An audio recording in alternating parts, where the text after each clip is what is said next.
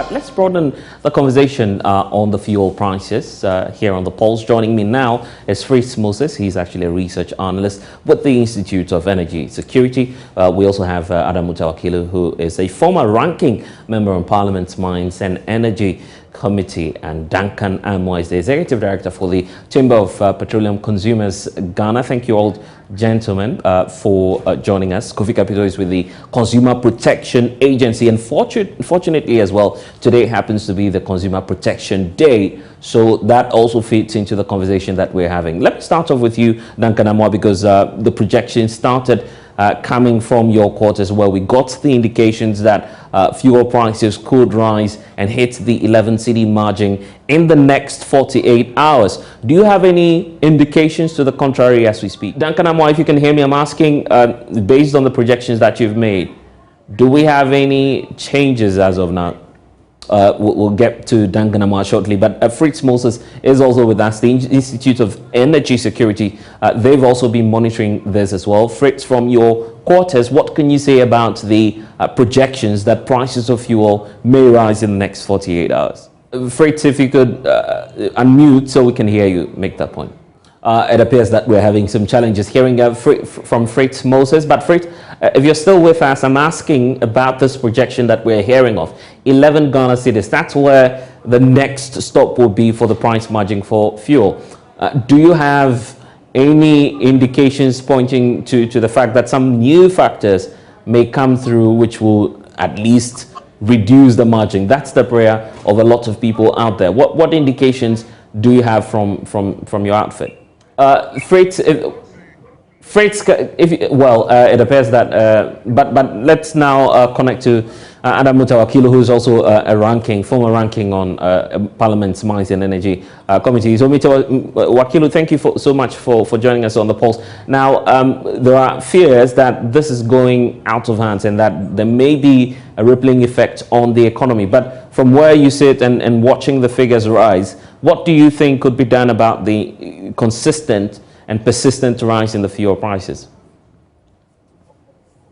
Yeah, thank you very much, and good afternoon to our cherished viewers. Can you hear me? Yes, loud and clear. Yeah, thank you very much. For the past 1 year, we have been in very turbulent situation, and more especially with the current geopolitical system that we are facing with the Russia-Ukraine issues. That is causing a lot of turbulence in the market. Currently, we have the dollar about $99 per barrel as of today, after dropping from $111 per barrel yesterday. Yeah, but when you look at the general outlook in terms of the African continent, Ghana is of a special case because apart from the global oil prices increasing, our currency is not anything to write home about in terms of the exchange rate. The currency is depreciating seriously against the US dollar and other major foreign currencies. That did indicate that even if the international oil prices wasn't going up, would have been experiencing increases in the price of finished good that within, and therefore the government has a responsibility to first and foremost ensure that they take certain interventions to cushion consumers. And the government can do this from several perspectives. Ghana is a net exporter of crude. That means that when prices go up, Ghana rake in more revenue because the benchmark price is far below the market price. And when it is far below the market price, we have a windfall. For example, in the 2022 budget, the benchmark price for our crude export was $64. If currently a price of a barrel of crude is $99, that means that we are making some windfall, and we expect the government to take positive actions by looking at how to subsidize the fuel price hike. The other way the government can look at is looking at the taxes. There are some taxes I've been calling on government to scrap, like the special petroleum tax. The special petroleum tax is needed when the benchmark price, when the oil price is below the benchmark price. Currently, it's far above the benchmark price. Oh. The government must make moves to take off the special petroleum tax from the tax build-up in the petroleum price. We have to also look at some of the taxes in the petroleum price build-up, like the sanitation levy. I don't think we need to have it there. The box margin, because the main purpose of the box margin is for strategic stock. Currently, we are using it for BDCs to store their finished products, and they pay fees for that. I think that if it is to manage the tanks, that fees that the various BDCs pay should be able to maintain. But the boss margin is for strategic stock. And once we are not having any strategic stock, we don't need to be taking that money and keeping it to ourselves and doing what we want with it. It is clear that this government has failed the people of Ghana. Mm. Yeah, it is clear that. But if you make the claim that this is more about government, then some experts will also point you to what's happening elsewhere, the vagaries of the international dynamics. Russia is on the foreburner. A lot of experts talking about the tension between Russia and Ukraine and what's happening on developing countries such as Ghana. Is that far-fetched in this case? If you look at Ghana vis-a-vis other African countries, Ghana is doing worse. Do you know that now there's fuel smuggled from Togo to Ghana? You're making those claims. Do you have evidence to back that? Yeah, because the currency is very stable. Other countries are taking major moves, even the USA. On Thursday, the Democrats in the Senate have initiated the move to impose what we call, to pass what we call the Windfall Tax Act, to ensure that the oil giants are being taxed to compensate consumers. This is a government that they take the people serious. Do you know that in Kenya, the impact is not like that of Ghana? Do you know that in Ivory Coast, the impact is not like that of Ghana? Because it's not only the international oil prices that is causing the fuel price hikes in Ghana. It's also the depreciation of the cedi. And what's the responsibility to ensure that we have a stable economy, we have a stable currency? It's the government. The government. Right. Let me bring in Duncan Amoah at this point. Duncan Amoah, thanks for joining us. I was asking at the start of the show if you have any indicators pointing to the contrary, that we may not necessarily hit the 11 Ghana cedis margin in the next 48 hours. What's the latest? What do you have? Well, what I can assure, based on a few communication with the oil marketing companies and the BDCs, is that these are prices that they cannot do much about.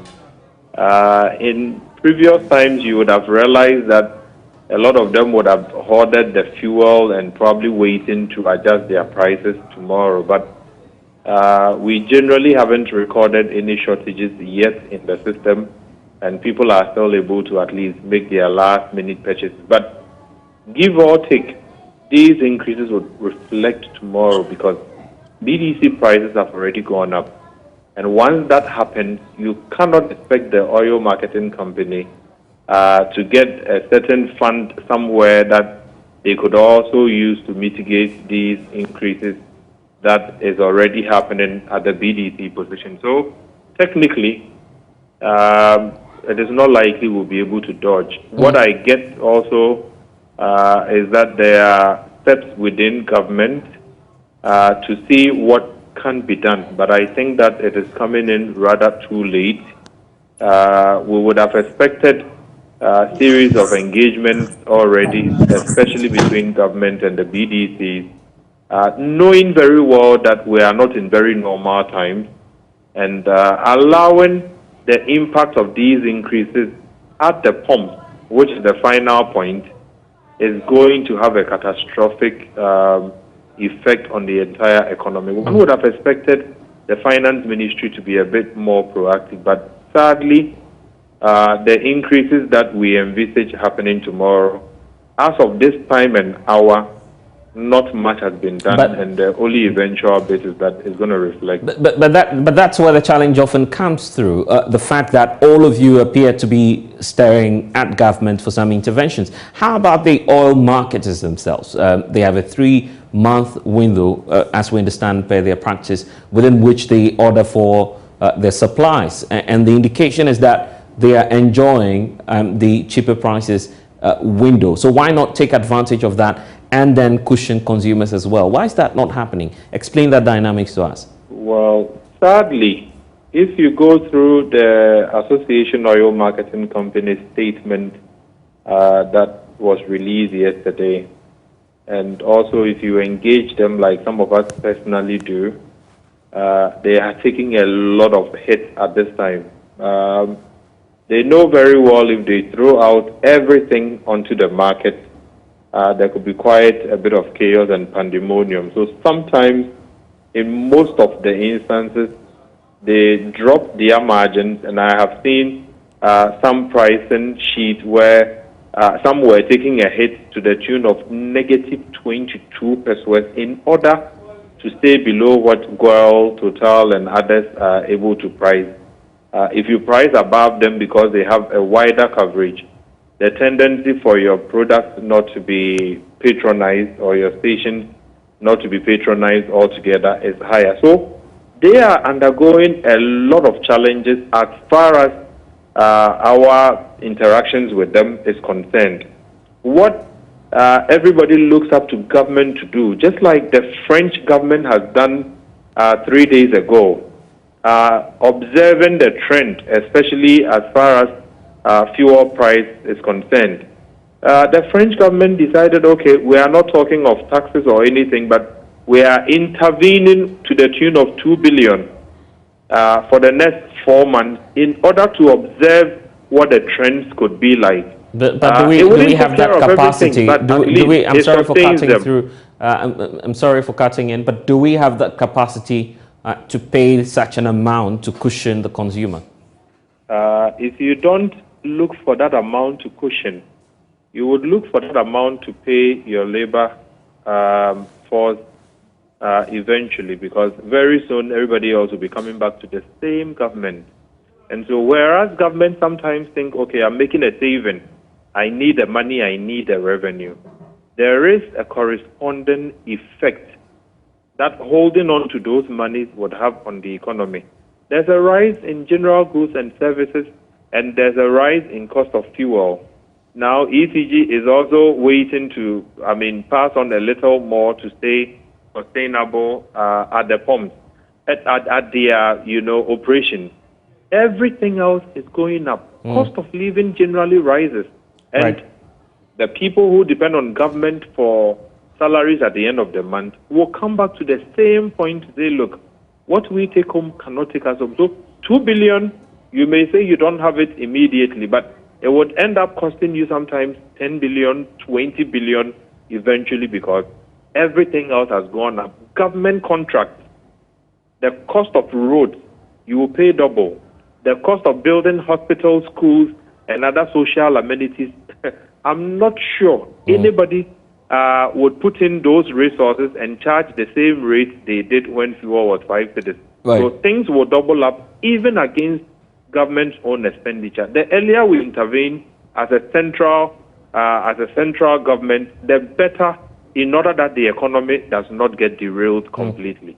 Okay, thanks, Duncan Amoah, for giving us your perspective on this. Fritz Moses is also with the Institute for Energy Security, is joining us now. Fritz, what more factors are influencing the projections that are being made as of now? The last release you gave indicated that the depreciation of the CD and some other international factors are accounting for this, but the rate at which we're seeing a sharp rise in the prices of fuel raises a lot of questions. What's the new dynamics to this? You can hear me now. Yes, Fritz, if you can hear me, yes.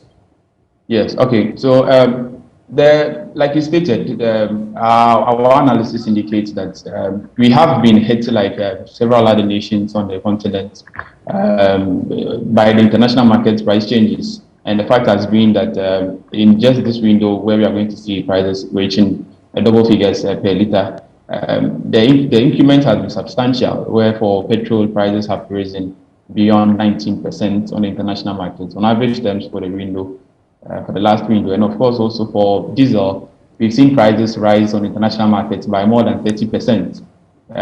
For the LPG too, it's also gone up beyond 17%. And same for Brent crude oil, the international benchmark itself too. Prices have risen by double digits. And so these are the facts that are causing the increment.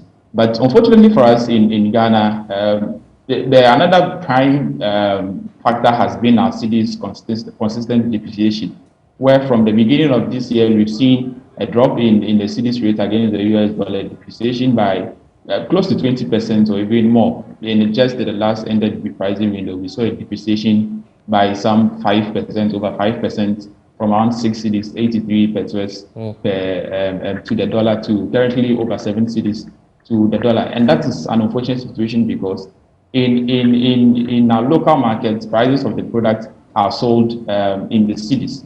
And so in a sense, importers that bring in the product that trade in dollars are affected by a depreciation of the city. And so in essence, the OMCs are forced to also increase their prices at the pumps in order that they can make up for the cost that they incur by purchasing prices or products that are priced in dollars, where the dollar keeps appreciating against the against the cedi. And these have been the main factors. Right. These are the things that we believe that the government must be able to look within it to see what it can actually control. And we believe there are several things that governments can actually control to cap the consistent increases. Okay, I appreciate the fact this is a highly deregulated market, but how about subventions or perhaps subsidies from the government to the OMCs? Would that be a feasible approach to adopt in this case, particularly when we know the factors go way beyond the markets?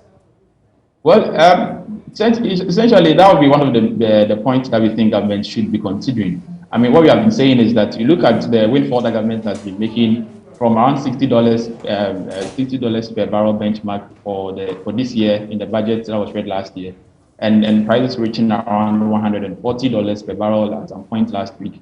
Then, of course, you get a sense that government is making the windfall. I mean, we had former member of parliament, speak on the windfall that government has made in the last 3 months. I mean, it's so huge that we believe government can actually use that revenue gain to, even not necessarily the OMCs, it can meet up with some of the BDCs themselves. This is a time where government must really be willing to listen, to engage, and to manage the situation in ways that it would help the government itself, it will help us consumers too, because, I mean, we can't sit and have government consistently enjoy from increasing price on the international market, and we consumers would rather be suffering from the negative impact that it has on the economies. Right. At the end of the day, we believe that it will be important that government will consider also that we consumers would also benefit from the excess revenue that it is making on the international market.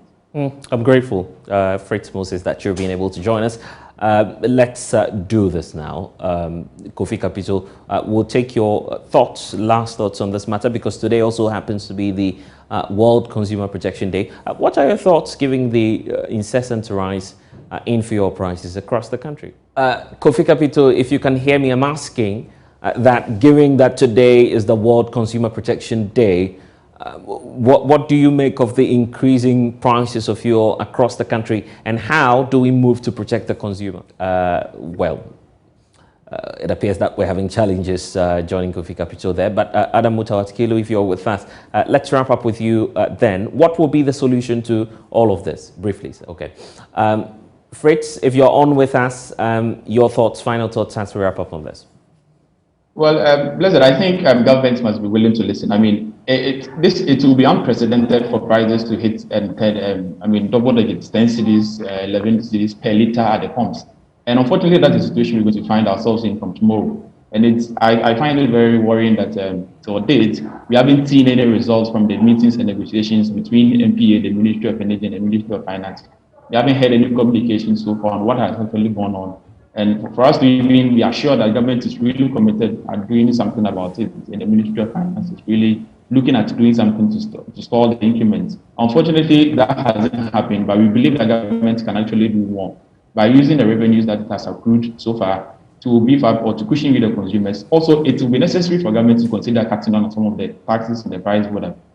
Look at countries like Kenya, like Egypt, in Africa here, even Togo, they have looked at cutting down on their taxes in the price. And these are some of the things that we believe can help ease the pain on really the ordinary consumer. I mean, look at the price what happened about 2 cities, 40 pesos in the price of petrol is made up, I mean, account for government taxes. So if government is even taking away 1 city out of that price, even though we believe it may be minimal and may not really be impactful in the long term, it will go in a way to limit the increments that we are expecting from tomorrow.